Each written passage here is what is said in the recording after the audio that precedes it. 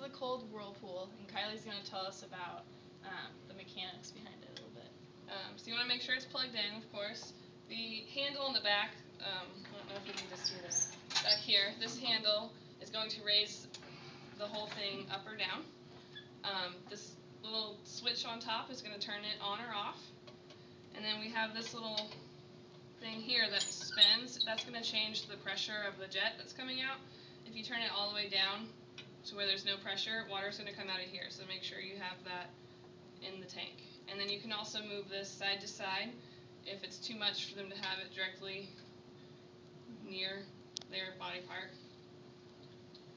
And then with the jet, you want to make sure it's about 6 to 8 inches away from the injury. So that's, again, with raising it up and down, you can get it to where you want it on depending which body part. And then, so the contraindications for this would be lack of normal temperature sensibility, just a hypersensitivity to cold, vasospastic disorders like Raynaud's disease, which is mainly in your hands, and then coronary artery disease or hypertension. Or open wounds also. Yeah. And so if I was the therapist and Kylie was my patient, I would do the Blanche test, and we'll be doing her wrist. And so I can just push on her, well, I guess if she has a wrist fracture, you push a little above it because you don't want to be on the injury. And then make sure her skin color comes back within 3 seconds. And then I'll ask her to close her eyes. And then, yep.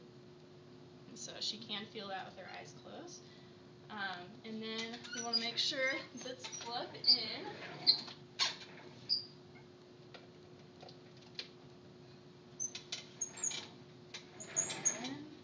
And this towel here is so it's more comfortable for her. And then we have everything adjusted. We're going to make sure her hand's clean before we put it in.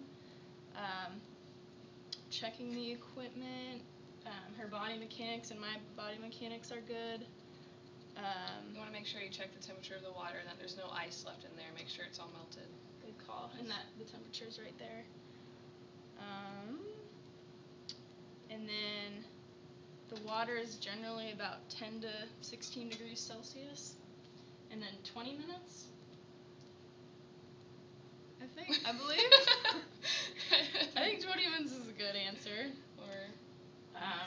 Or yeah, depending on the patient, yeah. But I guess that would be a better answer. So the stages of healing, cool, tingling or burning, aching, and numb. Thank you, patient Kylie.